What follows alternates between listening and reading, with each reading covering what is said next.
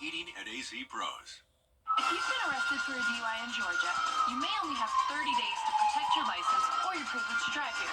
Hi, I'm Tiffany Duncan of DUI Duncan, the DUI firm here in Augusta. Visit our website at DUIDuncan.com to see what we've done to help so many drivers. If you've been arrested for a DUI in Georgia, call me now for a free consultation. While the firm, of course, cannot guarantee results, we do guarantee hard work and fast action. Remember the name, DUI Duncan. I am Mary Morris. The Live 5 for 6 Skyview Network, sponsored by Terry Lambert Hyundai. Well, instead of the cold, we now have warmer temperatures and also some rain. I'll be tracking rain over the next few days, even a few thunderstorms and gusty winds. But the cold temperatures will be making a return again soon. I'll have a look at those temperatures coming up.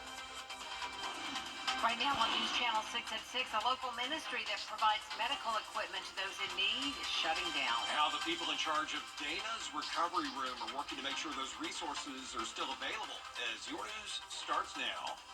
Live from Television Park, this is WJBF News Channel 6 at 6. Good evening, everybody. I'm Brad Means. And I'm Jenny Montgomery. Thanks so much for joining us. Coverage you can count on begins now with a local medical nonprofit organization closing its doors.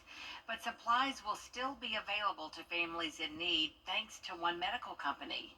Bria Smith explains how. Own business, and we work with older adults in the community. So when we're doing therapy with them, oftentimes they're needing equipment.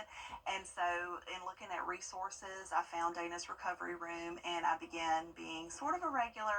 It's the kind of hope the medical supply nonprofit was started on. And we used to call her Deacon Dana because she was like all about her church. But Dana's Recovery Room, which supplied medical equipment to those in need, has closed. Really what it was is a donation center where people could donate the extra medical supplies and equipment they have. Either, they've recovered and don't need it anymore, or, if unfortunately a loved one passes and, they have this stuff that they can at least give it to a place where they know it's going to go to people in need. And it's just another way Interim Healthcare of Augusta is helping families and children with significant health conditions and disabilities. There's a lot that insurance doesn't cover these days. You'd be surprised. And, a lot of people don't have the financial wherewithal to, buy 10 packs of diapers out of their pocket every month. Now they'll have the chance of picking up where Dana's Recovery Room left off. The work that Sandra and Larry did with Dana's Recovery Room really, I truly believe, has made me a better community therapist, because one of the tenets of my business is we like to be a community resource as well. So collaborating with people like Interim Healthcare and other community partners, just being able to provide resources that really, truly makes me a better therapist. They have supplies ranging from adult and children diapers, bed pads, walkers, and more. We're able to kind of help them in the crisis that they're in at the moment, or be able to help them with preventing falls. Thanks to partners like Jordan Trotter, Interim will be able to store those supplies and distribute them weekly from their main office. Maybe you can set up one of the Interim will also be hosting a Pictures with Santa event Saturday, December 14th at the Elks Lodge in Augusta. That's from 2 to 4 p.m. for children and families with special needs.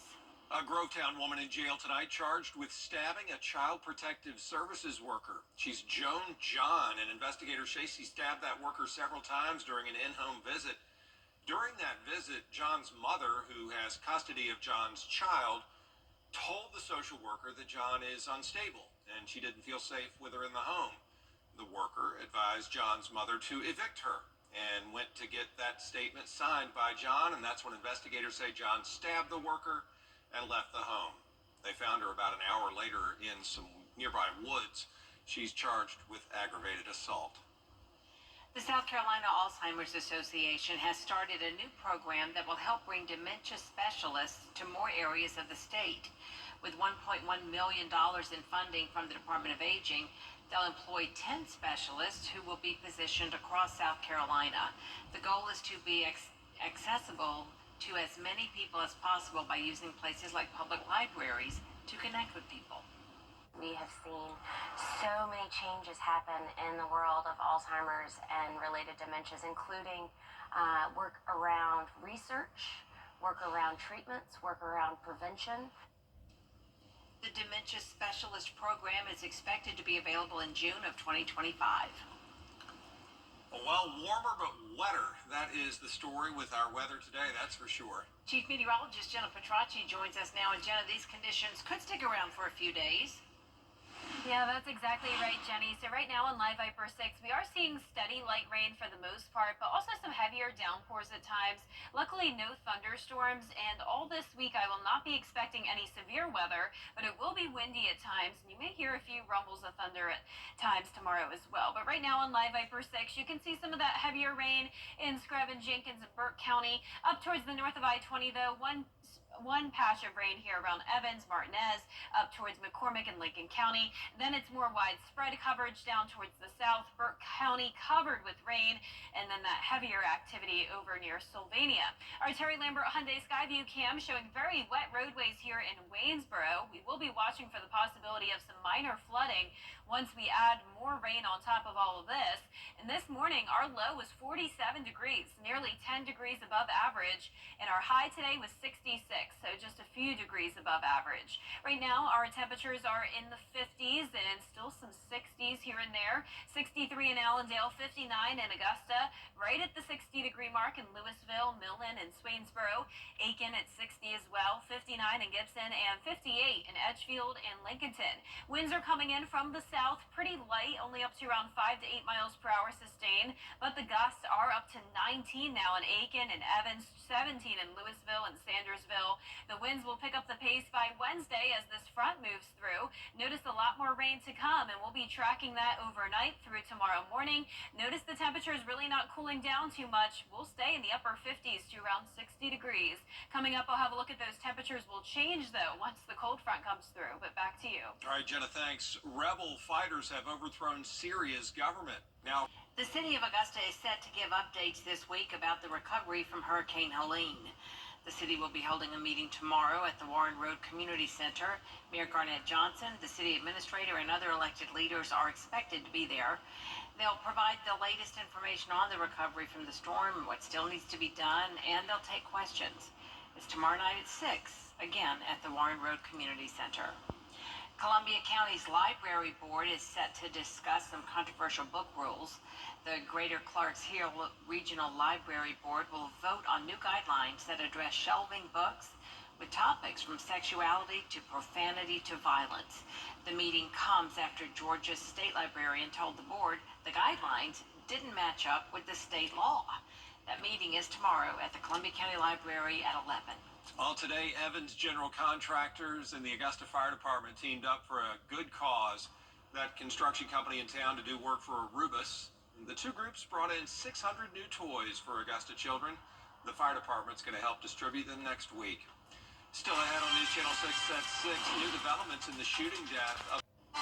Jenna Petracci is back with us now. Yeah, off and on rain today. Yeah, and it's going to stay that way all the way throughout Wednesday. We're still going to see a few storms and gusty winds over the next couple of days, but then we're back to sunshine and cooler weather by Thursday. I'll have your full Viper 6 forecast after this break. What are you going to ask? Deals on furniture. Happy holidays, everyone. You ready? Oh, yeah. Join live for a festive month filled with big stars, musical performances, and our annual sweater party. Weekday mornings at 9 on News Channel 6. The 10-day forecast on News Channel 6. Brought to you by Murphy Family Insurance. Protect your family the way I protect mine with MurphyFamilyInsurance.com. Now, your most accurate forecast with WJBF Live Viper 6.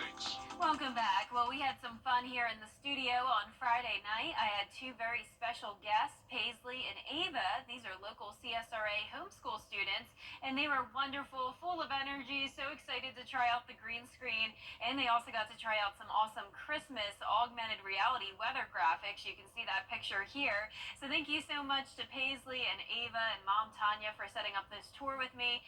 Definitely think they'll have a very bright future, and I hope to stay in touch and see you guys again sometime. But right now on my Viper 6 radar, you can see around half the CSRA dealing with rain this Monday evening. Up towards the north of I-20, not a whole lot of rain. One batch of spotty showers moving into Edgefield County. Then down towards the south, we have some heavier rain around Jenkins and Screven County. But luckily, no thunderstorms at this time. We have very cloudy skies, and you can see that here on our Terry Lambert Hyundai Skyview cam as we look at SRP Park.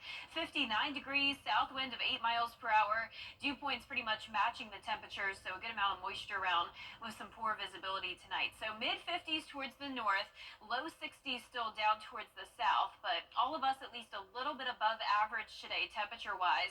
Now keep in mind, we typically fall into the 30s overnight into our early morning time period, but with the clouds and the rain, that's going to really keep our temperatures around the same. So it's not going to be super cold tomorrow morning, and we have a lot more rain on the way, so it's going to be a wet setup over the next couple of days, but we're really not expecting strong to severe storms. This is the outlook Tuesday through Wednesday morning. Since we're in the light green color, that just means some weak thunderstorms at times, strong storms more so around Montgomery and around Columbus, Georgia, down to Mobile, Alabama. So here's our future cast tonight at 8 o'clock. You can see more rain is coming in, so light showers overnight for the most part. It's going to be pretty choppy or broken up throughout the day on Tuesday, so it won't be a complete washout, more so scattered activity. But once the cold front knocks on our door Wednesday morning, we will have more widespread rain, and you can see those storms looking stronger down towards the south of us. It will also be pretty windy as that cold front moves through. The wind direction will change, so we'll have that northwest wind bringing in all the cooler air. But here's a closer look tomorrow at 5 a.m., some rain and heavier downpours at times. And then once we get into the afternoon with the heating of the day, we're going to get around 70 degrees, and that warmth will help to fuel some storms. So afternoon and evening storms possible on Tuesday, but you can see it won't be a complete washout, and then more rain will be moving in as we head into our Wednesday morning. So winds gusting up to around 20 to 25 miles per hour at 6 a.m. on Wednesday. Then once we get to around lunchtime, that's when the cold front's going to be passing us, and we'll see a brief time period with gusts up to around 30 miles per hour. And as the cold front pushes through, winds will eventually settle down back to around 25 by Wednesday evening with the clearing skies. Rainfall totals will be higher in our northern and western counties, up to around 3 inches. So we'll be watching for some minor flooding concerns. We're also going to be watching that big drop in temperatures from 70 degrees Tuesday down to the low 50s on Thursday. So here's that 10-day forecast. Rain and some storms Tuesday and Wednesday, sunny and dry on Thursday. More clouds moving in over the weekend, and a few stray showers possible next week, with temperatures back into the low 60s. Now, a good time for today's umbrella winner. You're going to need it this week. Congratulations to Debbie H. Jackson from Washington. Debbie, you can pick up your umbrella here at the station and sign up to win yours on WJBF.com. Thanks, Jenna.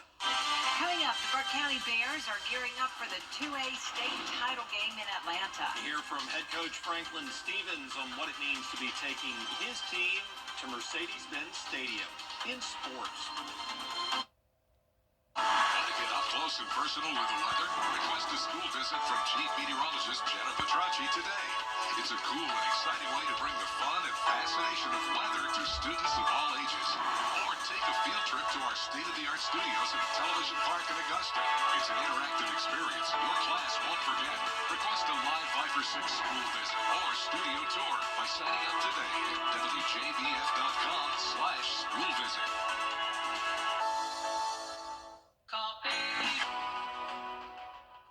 Weather headlines on News Channel 6, brought to you by Hickson Roofing.